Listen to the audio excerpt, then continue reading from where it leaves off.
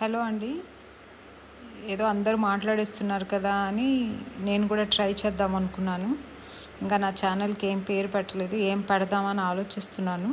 Anyway, కొందరు గెలిచిన history create చేస్తారు, ఓడిపోయిన హిస్టరీ క్రియేట్ చేస్తారు. సో ప్రస్తుతానికి మన ఆంధ్రప్రదేశ్ పాలిటిక్స్ చూసామంటే గెలిచి హిస్టరీ క్రియేట్ చేసిన మనిషి, ఓడిపోయి దారుణమైన ఓటమిని ఎదుర్కొంటూ ప్రస్తుతానికి ఏం చేయాలని ఆలోచిస్తామని మనిషి ఎవరున్నారంటే మన ఆంధ్రప్రదేశ్లో ఎక్స్ సీఎం గారు జగన్మోహన్ రెడ్డి గారు ఉన్నారు.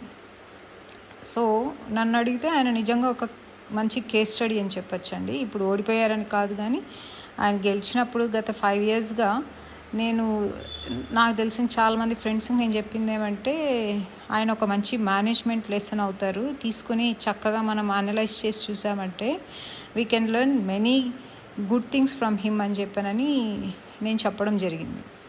అలాగే ఇప్పుడు ఇంత దారుణంగా ఓడిపోయిన తర్వాత కూడా ఆయన ఒక మంచి మేనేజ్మెంట్ లెసన్ అవుతారండి. ప్రతి ఒక్కరికి చూడాలి, నేర్చుకోవాలి అనుకుంటే మనం ఒక లీడర్ ఎలా ఉండాలి అని, ఒక లీడర్ ఎలా ఉండకూడదు అనేది కూడా మనము జగన్మోహన్ రెడ్డి గారి దగ్గర నుంచి నేర్చుకోవచ్చండి.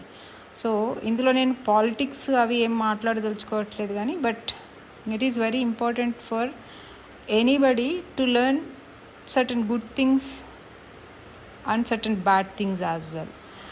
సో ఇక్కడ చూసారంటే ఒకటండి, జగన్మోహన్ రెడ్డి గారు ప్రజల మధ్యలో పుట్టిన నాయకుడండి, ప్రజలు కావాలనుకుంటే పుట్టిన నాయకుడండి. సో అలాంటి ఒక నాయకుడు ప్రజలకు దూరం అయిపోతే ఎలా ఉంటుందండి? సో మొట్టమొదటిగా ఒక కార్పొరేట్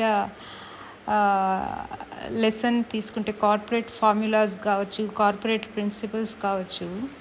ఒక పెద్ద కంపెనీ సీఈఓని తీసుకోండి ఫర్ ఎగ్జాంపుల్. ఏదో మేనేజర్స్ ఉన్నారు కదా, వాళ్ళు ఉన్నారు కదా, వీళ్ళు ఉన్నారు కదా అని సీఈఓ ఎంప్లాయీస్తో ఎప్పుడైతే డిస్కనెక్ట్ అయిపోతాడో అప్పుడు సీఈఓ దగ్గరికి ఎంప్లాయీస్ ఫీడ్బ్యాక్ కరెక్ట్గా రాదండి. ఇంకొకటి, మధ్యలో ఉన్న మేనేజర్స్ కూడా ఏం చేస్తారంటే, ఒక లీడర్ అయిపోయారంటే ఎవరికైనా కూడాను కొన్ని విషయాలు వినడానికి ఇష్టపడతారు, వాళ్ళు కొన్ని విషయాలు వినడానికి ఇష్టపడరు.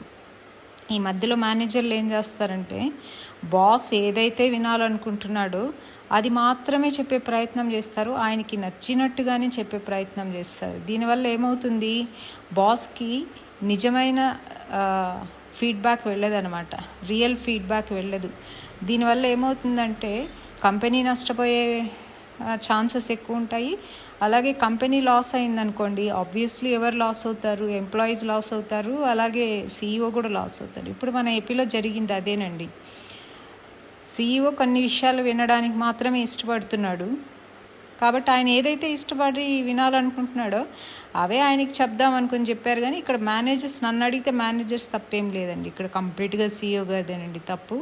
సో ఇప్పుడు సీఈఓ మునిగిపోతూ ఏం చేశాడంటే ఎంప్లాయీస్ని కూడా ముంచేశాడండి. ఎవరెవరు ఏదేదో చెప్తున్నారు, కానీ ఒక్కటండి, నేనైతే ఒక్కటి చెప్పాలనుకుంటున్నానండి. మీకన్నా నాకన్నా ఇంకా అందరికన్నా కూడా ఇప్పుడు ప్రస్తుతము మునిగిపోయిన తనను, అలాగే తనతో పాటు మునిగిపోయిన వాళ్ళని పైకి తీసుకురావాల్సిన అవసరము, బాధ్యత రెండూ కూడా జగన్మోహన్ రెడ్డి గారికి ఉన్నాయి. కాబట్టి ఆయన పైకి తీసుకొస్తారని అనుకుందామండి. సో దీన్ని ఎలా అనుకోవచ్చు అంటే, Jaganmohan Reddy the rise, Jaganmohan Reddy the fall, and we are all waiting for Jaganmohan Reddy the come back. Bye.